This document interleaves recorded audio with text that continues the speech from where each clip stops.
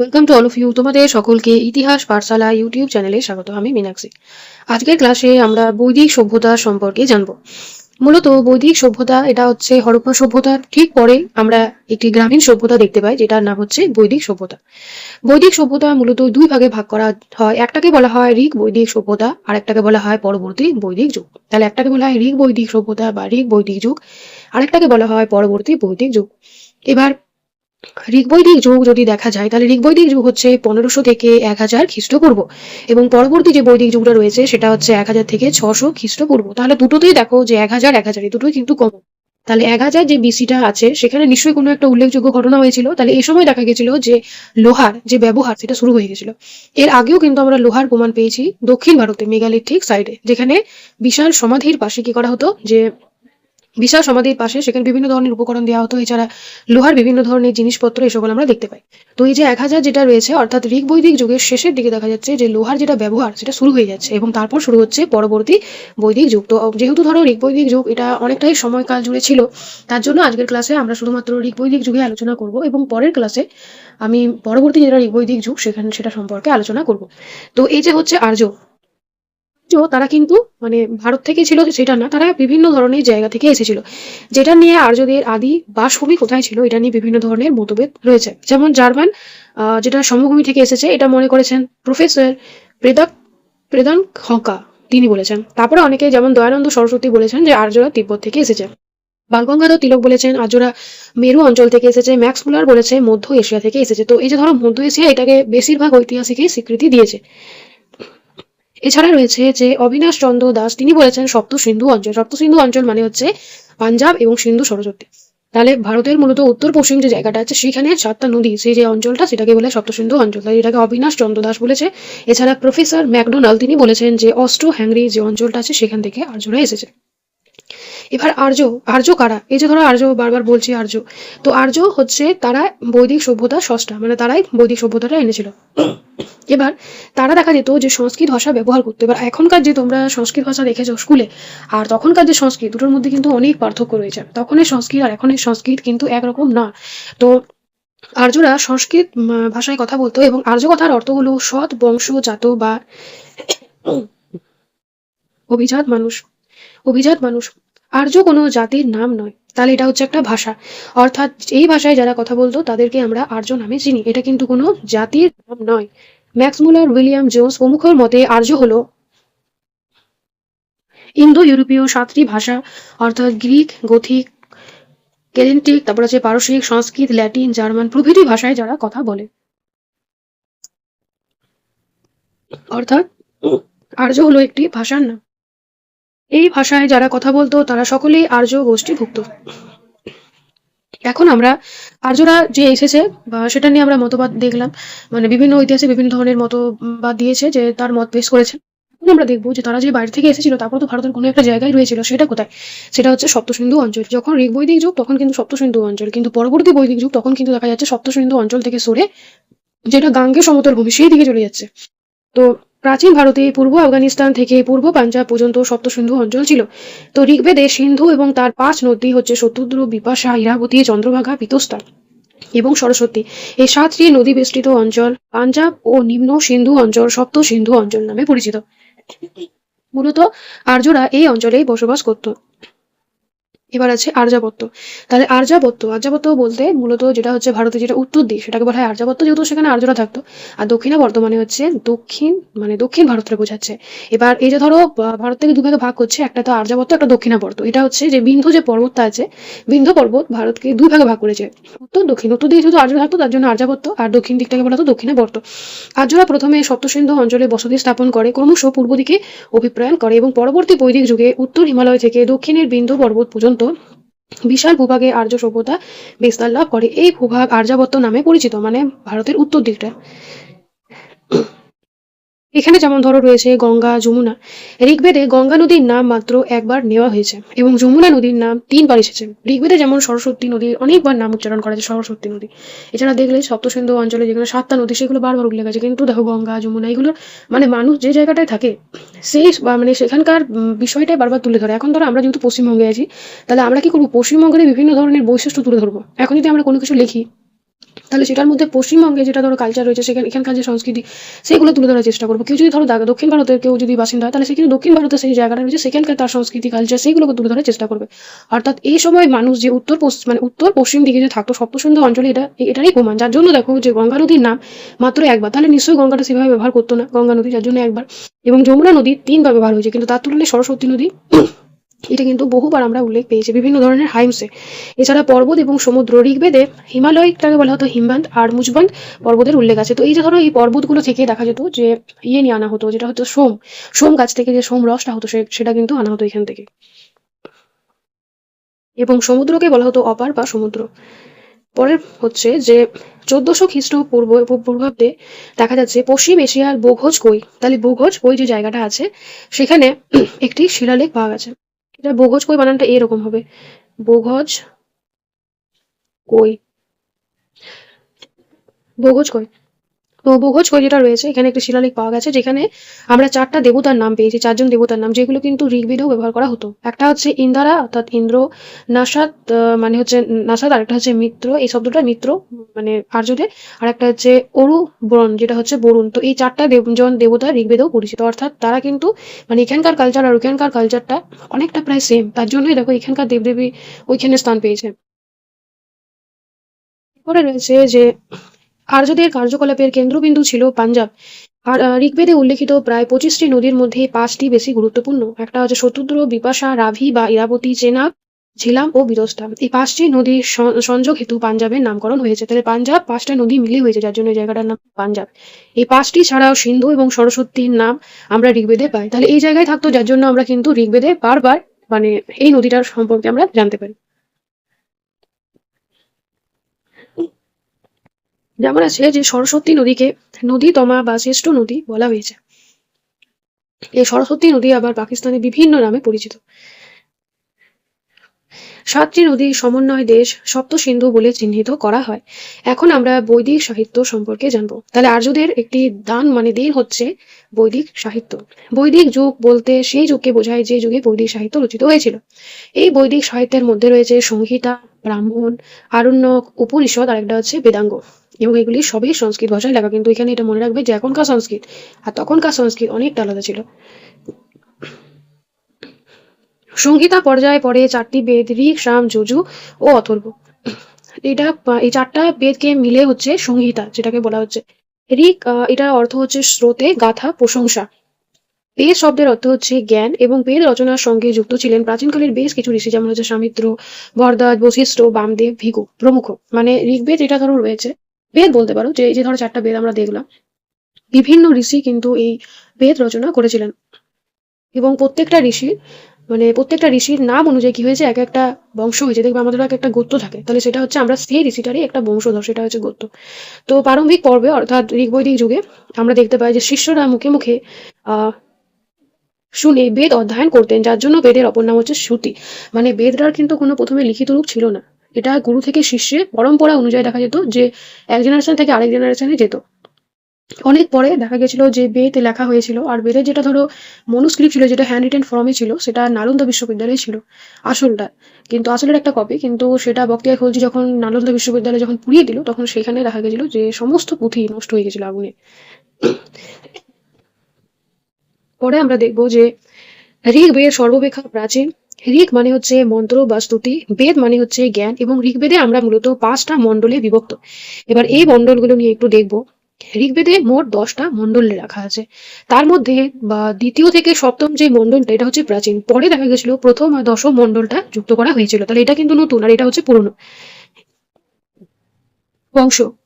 তাহলে বা দ্বিতীয় থেকে যেটা সপ্তম মণ্ডল সেটাকে বংশমণ্ডল বলা হয়। মানে ধরো একটা ধরো ঋষি তাদেরই বংশধর মিলে লিখেছিল, যার জন্য এটাকে বংশমণ্ডল বলা হচ্ছে। এগুলি ঋগ্বেদের সবচেয়ে প্রাচীন অংশ, অর্থাৎ দ্বিতীয় থেকে সপ্তম পর্যন্ত মণ্ডল, যা নির্দিষ্ট ঋষির বংশের যেমন বশিষ্ঠ, বিশ্বামিত্র দ্বারা রচিত হয়েছিল। সংগ্রহ মণ্ডল হচ্ছে প্রথম আর দশম মণ্ডল, তাহলে এখানে দুটো, তাহলে প্রথম আর দশম এইগুলো পরে যুক্ত করা হয়। দশম মণ্ডলে গভীর দর্শন এবং সামাজিক রীতির বর্ণনা রয়েছে। আর দশম মণ্ডলে আমরা জানতে পারবো যেটা বর্ণ ব্যবস্থাটা, সেটা আমরা দেখবো একটু পরে। এবার আছে সোমমণ্ডল। সোমমণ্ডল আমরা এটা নবমণ্ডলে পাই, এখানে আমরা সোমরসের কথা আমরা জানতে পারি। তাহলে সোম দেবতাকে উৎসর্গ করে দেখা যাচ্ছে সোমরস এটা নিয়ে। তারপর হচ্ছে দশরাজার যুদ্ধ, এটা আমরা ঋগ্বেদের সপ্তম মণ্ডলে পাই, যেখানে আর্য এবং অনার্যদের মধ্যে যুদ্ধের বর্ণনা রয়েছে। তারপর হচ্ছে গায়ত্রী মন্ত্র, যেটা ঋষি বিশ্বামিত্র রচনা করেছেন, এটা তৃতীয় মণ্ডলে রয়েছে ঋগ্বেদের, এবং এটা সূর্য দেবতা সবিতার উদ্দেশ্যে নিবেদিত হয়েছে। ঋগ্বেদের সঙ্গে অন্য বেদগুলির সময়ের ব্যবধান যথেষ্ট, তাই ঋগ্বেদে উল্লেখিত তথ্যের ভিত্তিতে যে সমাজ সভ্যতার ছবি ফুটে উঠেছে তা বৈদিক সভ্যতা। অন্যান্য বৈদিক সভ্যতার ফলশ্রুতি পরবর্তী বৈদিক সভ্যতা নামে পরিচিত। যার জন্য দেখো বৈদিক যুগ আর তার থেকে পরবর্তী বৈদিক যুগ, দুটো অনেকটা সময় রয়েছে, দুটোর মধ্যে অনেকটাই পার্থক্য রয়েছে। যেমন হচ্ছে গীতি মন্ত্রের সংকলন রয়েছে সামবেদে, যেটাকে সাম সংহিতা বলা হচ্ছে। আর যজুর্বেদ এটা দুই ভাগে বিভক্ত, একটাকে বলা হয় শুক্ল আর একটাকে বলা হয় কৃষ্ণ। বাৎসরিণী সংহিতা থেকে শুক্ল যজুর্বেদের অন্তর্ভুক্ত, আর একটা হচ্ছে কৃষ্ণ ভাগের মধ্যে রয়েছে। একটা হচ্ছে কাঠক সংহিতা আর একটা হচ্ছে তৈত্তিরীয় সংহিতা। এটার স্পেলিংটা ভুল আছে সম্ভবত। ঋক সাম যজু এই তিনটি আমাদের সমন্বিত রূপকে বলা হয় ত্রয়ী। তাহলে ত্রয়ী বলতে ঋগ্বেদ, সামবেদ এবং যজুর্বেদ বোঝায়। এবং তহির বাইরে অবস্থিত হচ্ছে অথর্ব বেদ বা হিতা। এতে আছে, এটা হিতা হবে না, এটা আশা করি সংহিতা, না অথর্ব বেদ, আর একটা বলা আছে হিতা। সংহিতা মানে তো চারটা বেদই বোঝাচ্ছে। তাহলে ইন্দ্র যার সংক্রান্ত মন্ত্রের সংকলন আমরা কোথায় পাই? ঋগ্বেদে পাই।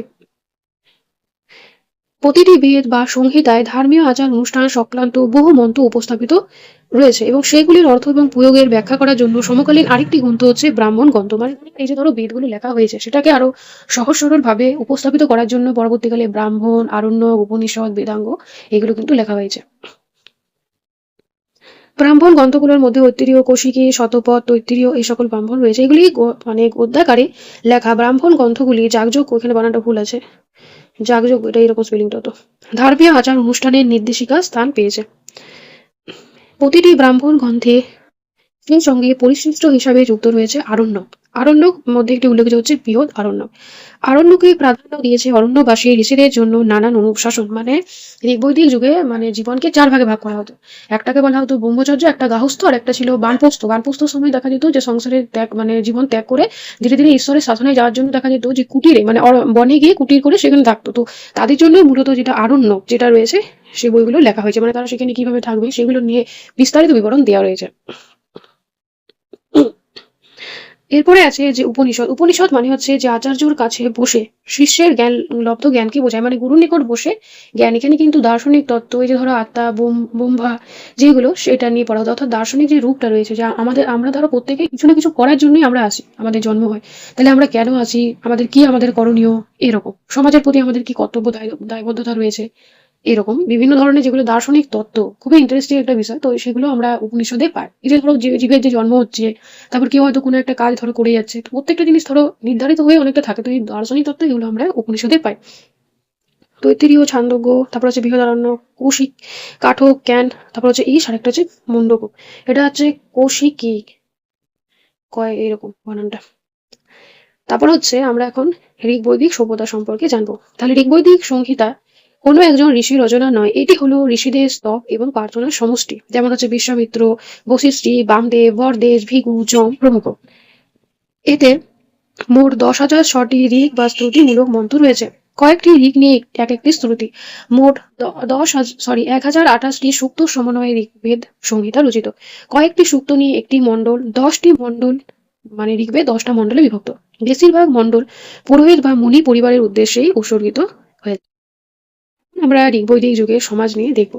ঋগ্বৈদিক যুগ ছিল পিতৃতান্ত্রিক। দেখো যেটা ছিল সিন্ধু সভ্যতা ছিল নগরকেন্দ্রিক, বৈদিক সভ্যতা হচ্ছে গ্রামকেন্দ্রিক। সিন্ধু সভ্যতায় মাতৃতান্ত্রিক ছিল, কিন্তু আমরা বৈদিক সভ্যতা দেখতে পাচ্ছি পুরুষতান্ত্রিক। এখানে একান্নবর্তী পরিবারের অস্তিত্ব তখন পরিলক্ষিত হয়।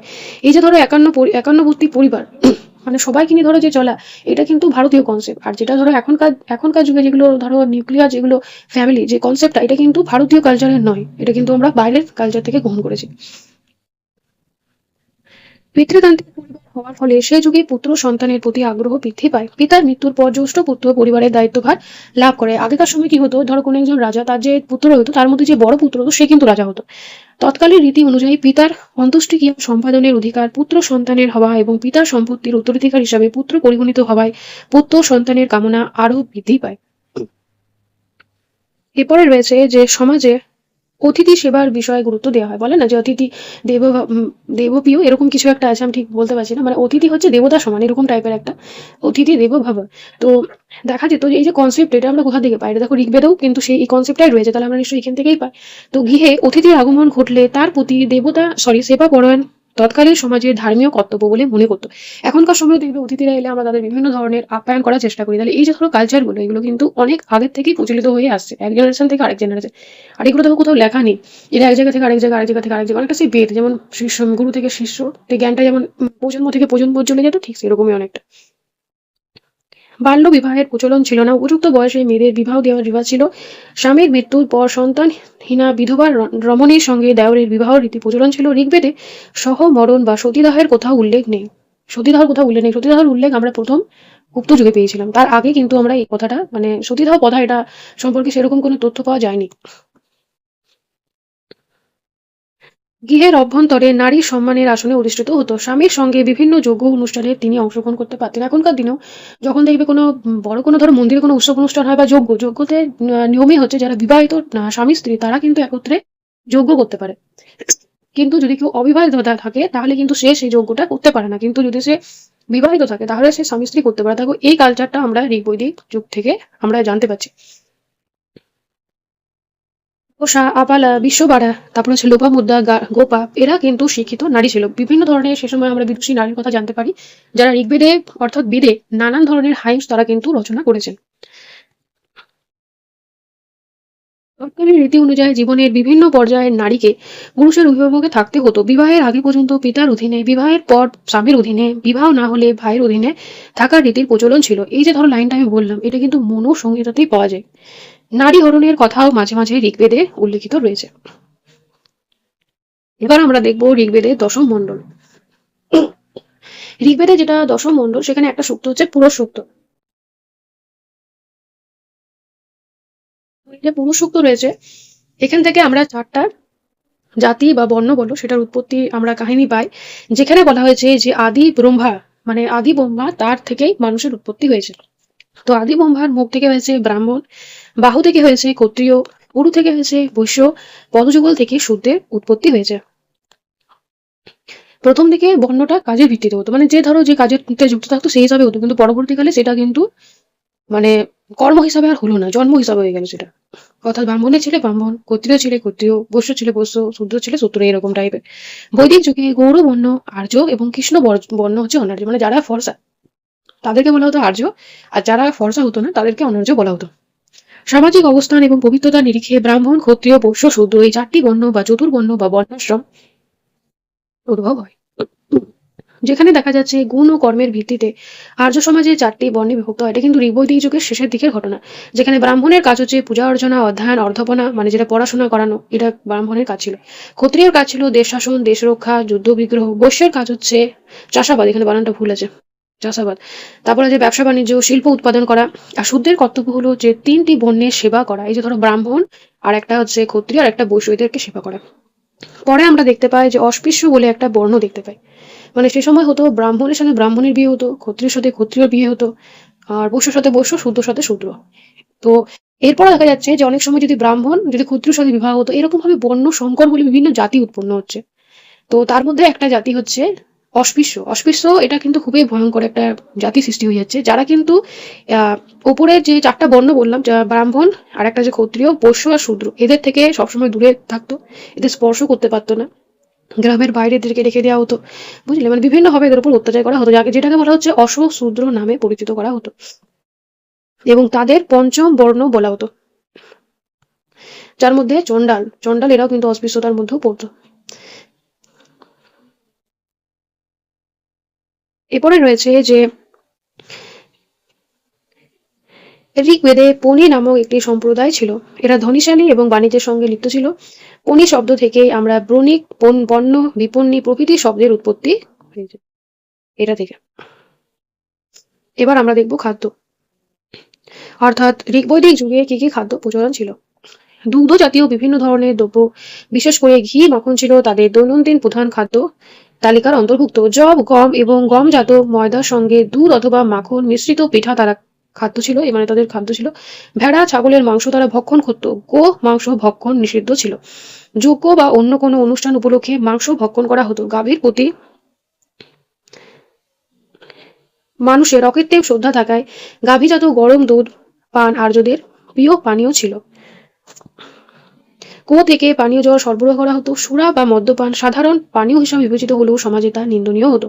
উৎসব অনুষ্ঠানে সোমরস নামে এক ধরনের মাদকদ্রব্য পান ছিল সাধারণ রীতি। এখন আমরা সেই যুগের মানুষের পোশাক আশাক সম্পর্কে জানবো।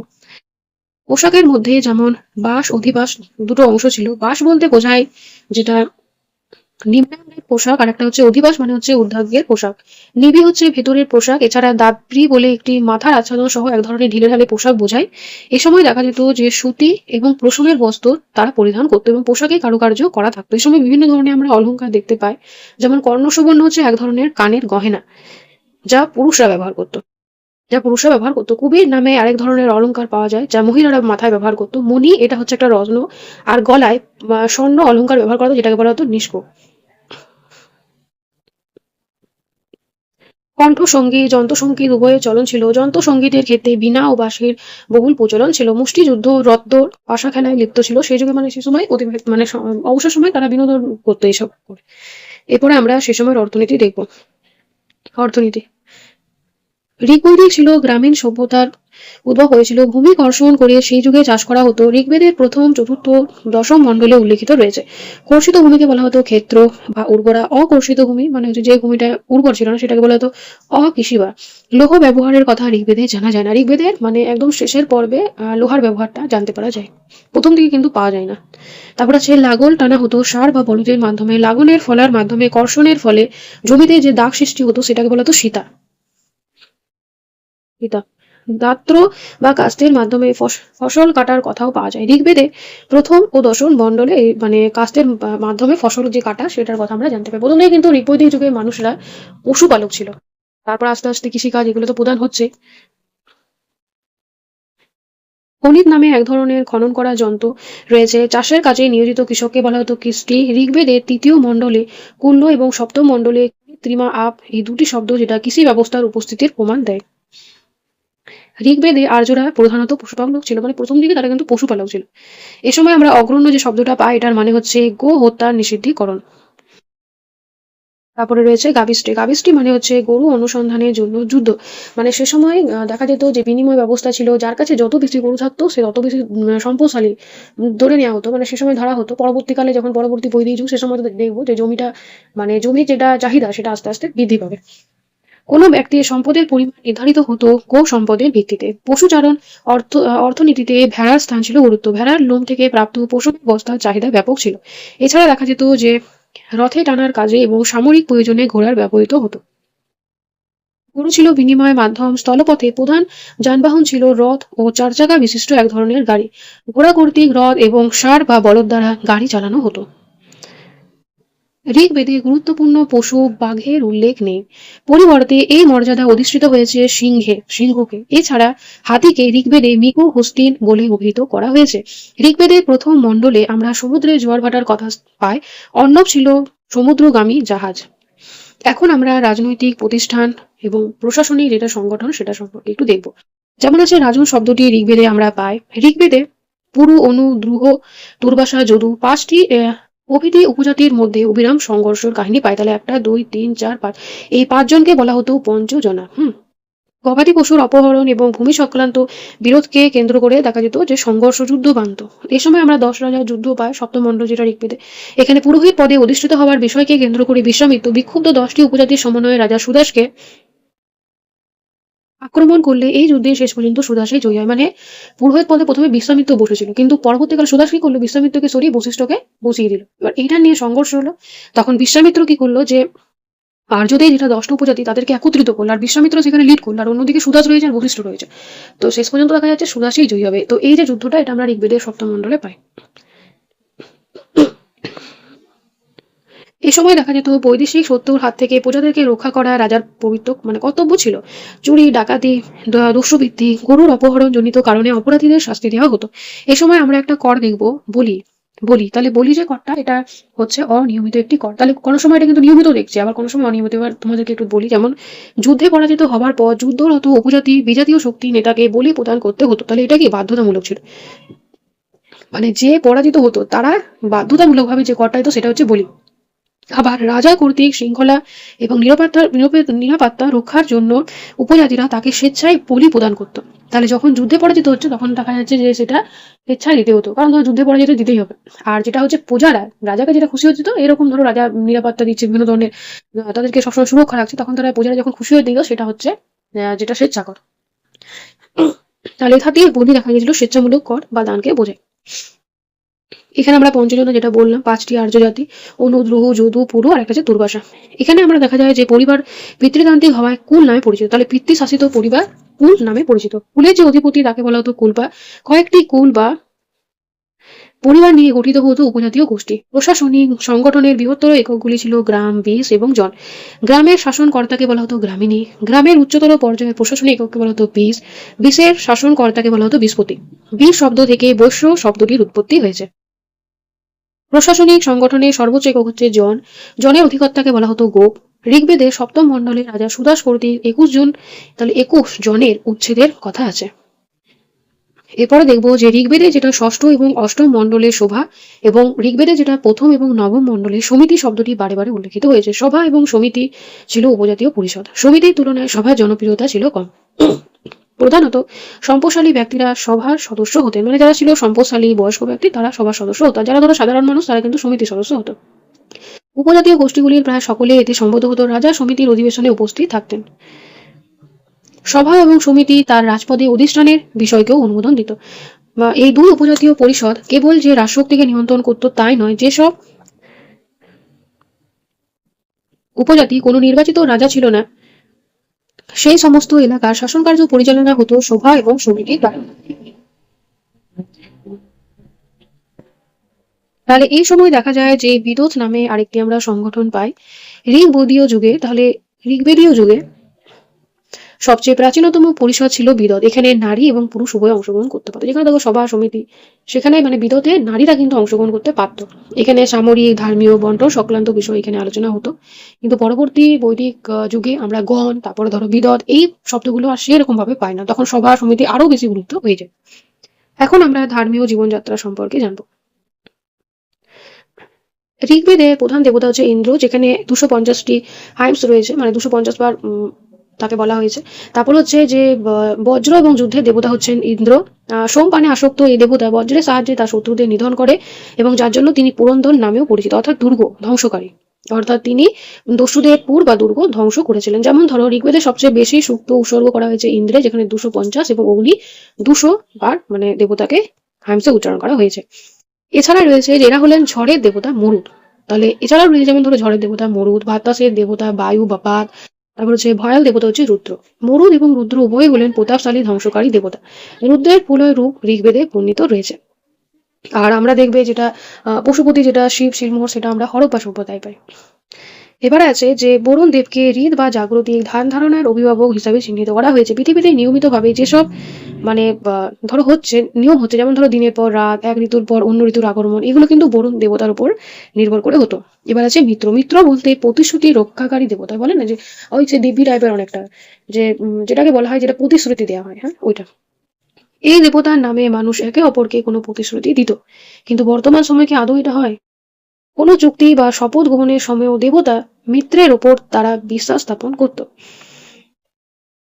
মানুষ এবং দেবতার মধ্যে যোগসূত্র রচনা করতো অগ্নি। মানে সে সময় মনে করা হতো যার বাড়িতে আগুনটাকে খুবই পবিত্র মনে করা হতো, যার বাড়িতে আগুন থাকতো না সেই বাড়িটাকে কিন্তু অশুভ বলে মনে করতো। অগ্নি দেবতাকে সাক্ষী রেখে বিবাহ বন্ধনে আবদ্ধ হওয়া, যেটা রেওয়াজ হিন্দু ধর্মে এখনো পর্যন্ত বিদ্যমান রয়েছে, যেটা আমরা ঋগ্বৈদিক যুগে তার অস্তিত্ব খুঁজে পাই। এরপর রয়েছে যে পুষণ। পুষণ বা পুষা, এটা হচ্ছে পশু রক্ষা দেবতা। এটা কাদের দেবতা জান? এটা হচ্ছে অনার্যদের। তাহলে যদি বলা হয় অনার্যদের দেবতা, অনার্যদের দেবতা হচ্ছে পুষণ। এরপরে আমরা যেটা দেখবো যে ঋগ্বেদের যেটা ইউনেস্কো স্বীকৃতি দিয়েছে সেটা সম্পর্কে জানবো। যেমন 2007 সালে ইউনেস্কো ঋগ্বেদকে মেমোরি অফ দ্য ওয়ার্ল্ড রেজিস্টারে অন্তর্ভুক্ত করেছেন। এর কারণ হলো হাজার হাজার বছর ধরে একটি বিশাল গ্রন্থকে কোনো পরিবর্তন ছাড়াই কেবল মুখে মুখে অর্থাৎ ওরাল ট্রেডিশনে টিকিয়ে রাখার ক্ষমতায় মানব সভ্যতার ইতিহাসে মানে দেখাই যায় না, যেটাকে বলা হয় বিরল। এটা 2007 সালে হয়েছে। এটা আমাদের কাছে খুবই গর্বের একটা বিষয়। এখন আমরা কিছুগুলো ওই শর্ট টাইপের কিছুগুলো ধরো দেখবো যেগুলো আলোচনা হয়নি, যেমন ধরো অপরাধীদের ধরে আনার জন্য পুলিশ তাদের বলা তো উগ্র।